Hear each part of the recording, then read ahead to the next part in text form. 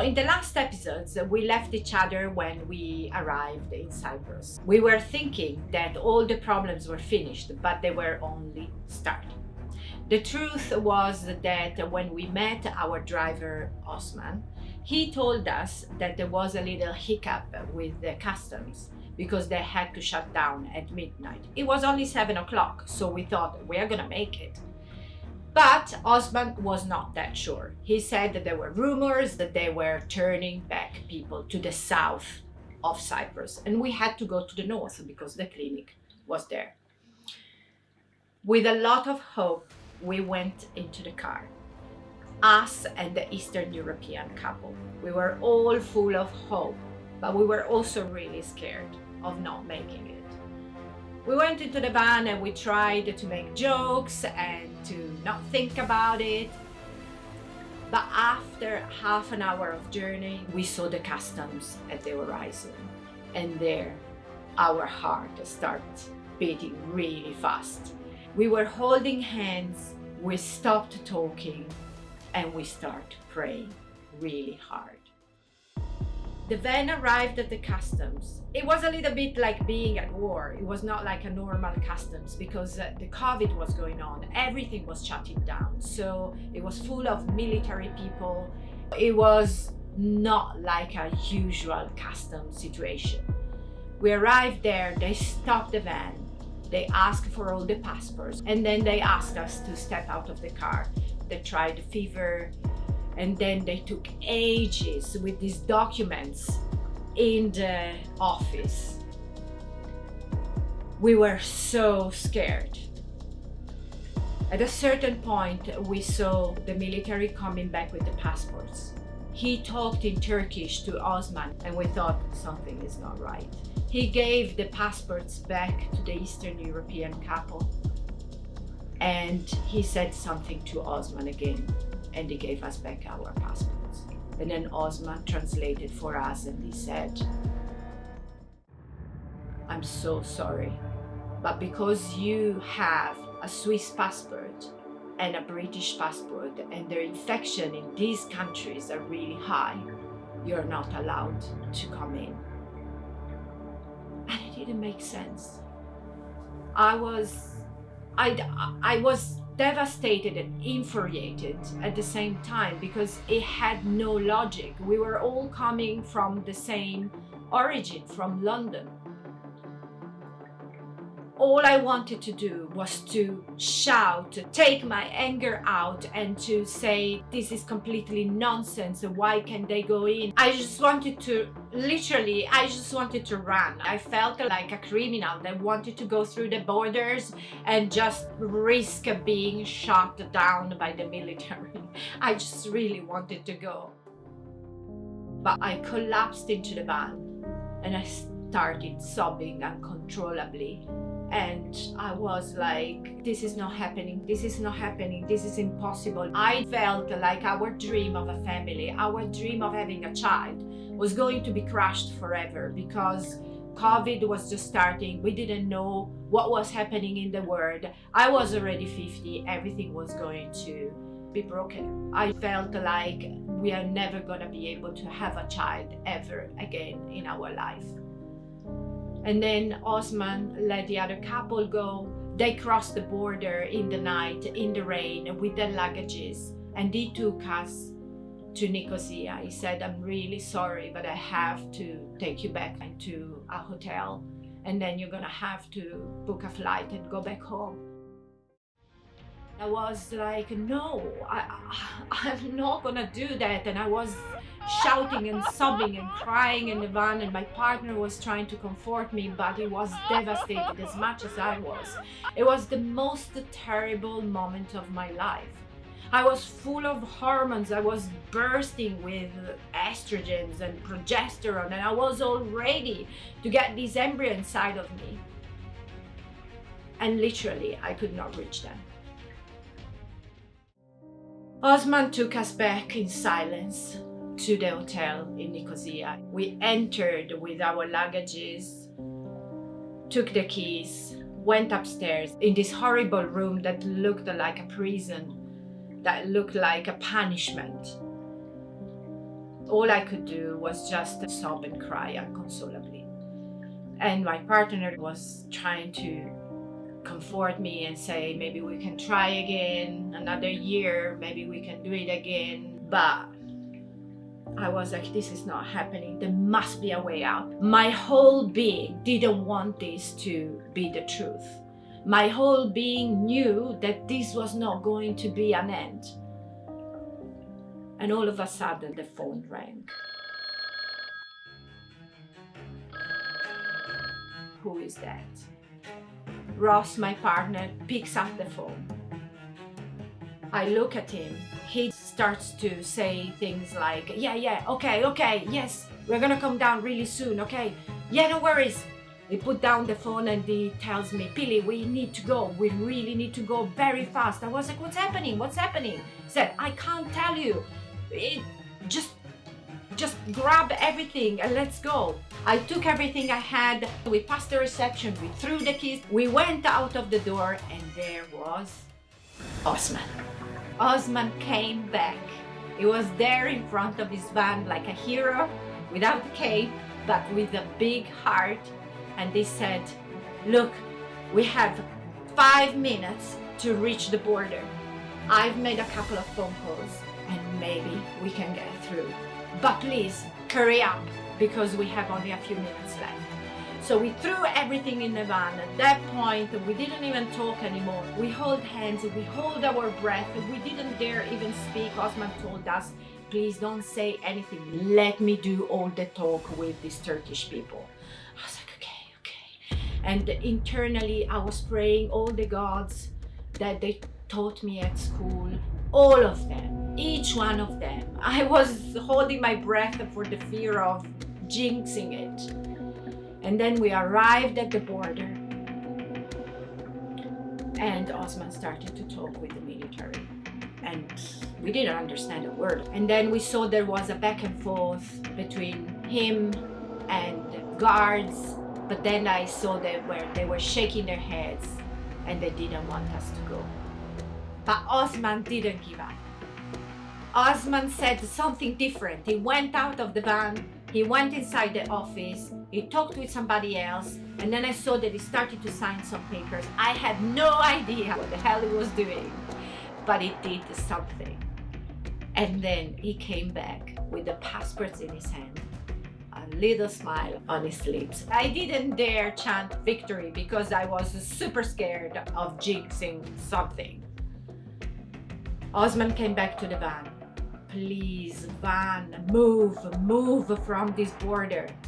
And then slowly, we started to move. And for what I think it was a good minute in the dark, nobody dared to say even a word. And then we said, Osman, are we here? And then Osman nodded. We started to cheer in the dark. This was from the worst moment of our life. Within half an hour, it was the best moment of our life. And Osman took us to the clinic where the other couple was waiting for Osman to pick them up.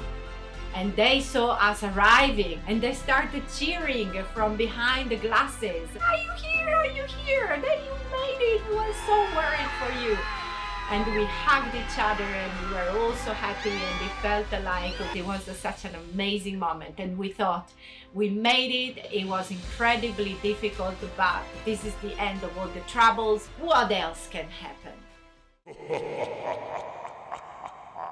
This was just the beginning. So we arrived finally at our 5-star hotel. We checked in and we went up to our rooms. It was really nice and it felt like we could breathe again and the journey can start now in peace and serenity. We went to bed. It was about 12:30 and then around 1:30 in the morning, all of a sudden we felt a loud knock on the door. Me and Ross woke up. We looked at each other and we said, my God, they found us. Shh, don't go to the door. We literally literally thought that they were the military. They discovered that we smuggled in and we were in a hotel and we were not supposed to be in a hotel. We didn't even know what Osman told them. But we thought we don't belong here and we need to be deported back in Nicosia. So for a second we didn't breathe. And from the light of the door underneath, we saw 2 feet waiting for us to open the door. But of course we didn't, because we were scared like hell. After a while, we saw the feet going away. And we never knew who that was. And then the next morning, we finally wake up, again with the fear that somebody is waiting for us outside the door or at the reception to take us back to the south of Cyprus. But nobody was there, fortunately. We went for breakfast, and this was the first day when we could go to the clinic and do my examinations and see how my uterus was doing. Good morning from Cyprus. Yes, we're here, but how we came here and what is happening, it's another story. So this is Cyprus. We are in Kyrenia. I don't know where to start. We went to the clinic and we arrived in this beautiful lounge. So this is the clinic we are in.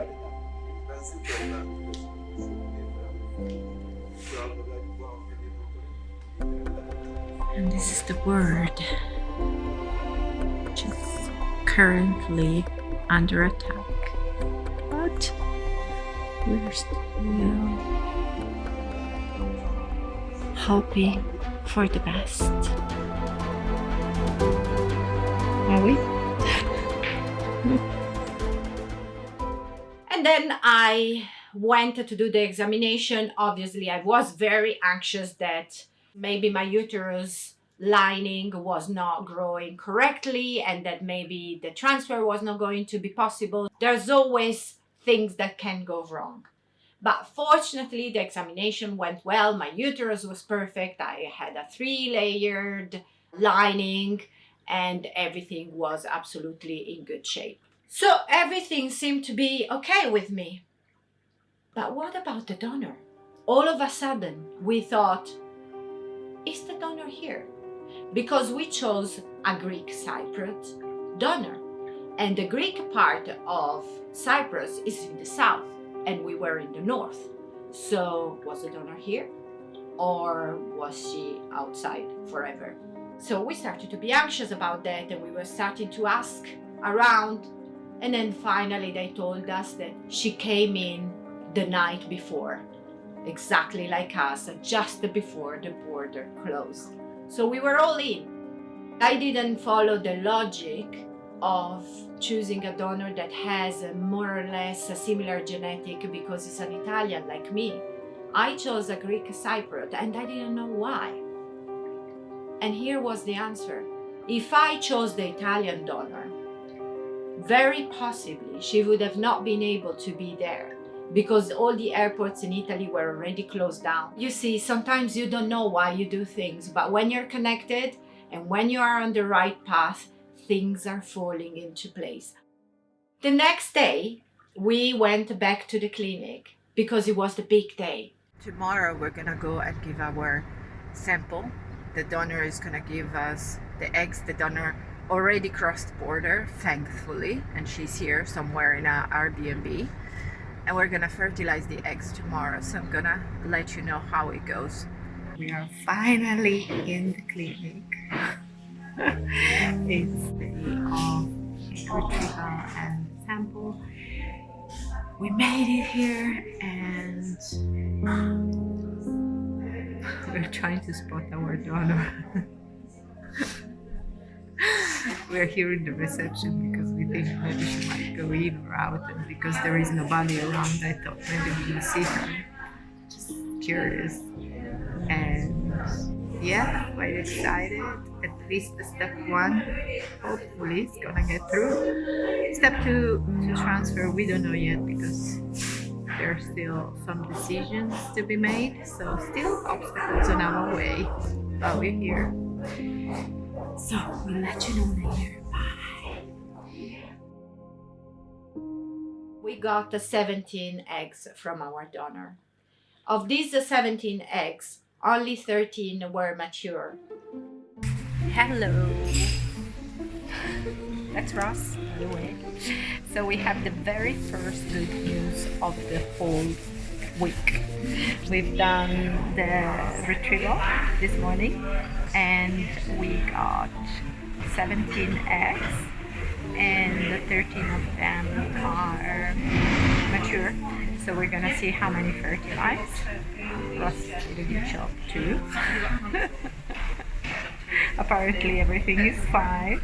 We don't know if the flights are gonna fly, so we might be stuck here forever. We might even give birth inside, who knows? And of these 13 eggs, 12 fertilized with the sperm of Ross. These 12 embryos were put in a machine which is called the embryoscope.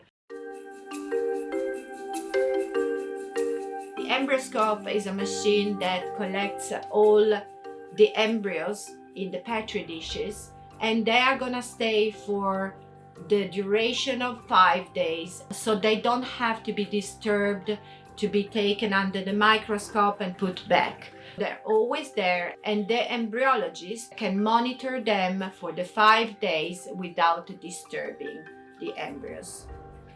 Also, the advantage of the embryoscope is that every day you get the pictures of how your embryos are growing. So the first day they're gonna be just an egg that is fertilized, and then they start to divide into 4 cells, etc., until they become to a stage of a blastocyst on day 5. This is the day when embryos are transferred into the womb of the recipient. This was the start for us. It was day 1 of the countdown. Follow me in the next episode where I will tell you day by day what happened, how many embryos we were left with each day, and how many more challenges we had each day that passed. And remember that hope is the most important companion during a journey like this. In the bleakest of times, there's always a ray of hope when you have love in your heart and a dream to come true. And I would like to say a quote of a guy that I find in internet. I'm not sure who he is, but he wrote something really beautiful and is very pertinent to these episodes. He's called J.M. Storm, and he said, "Magic happens when you don't give up, even when you want to. The universe falls in love with a stubborn heart." See you in the next episodes and have a nice week. Bye. On the bright side, here is the sea.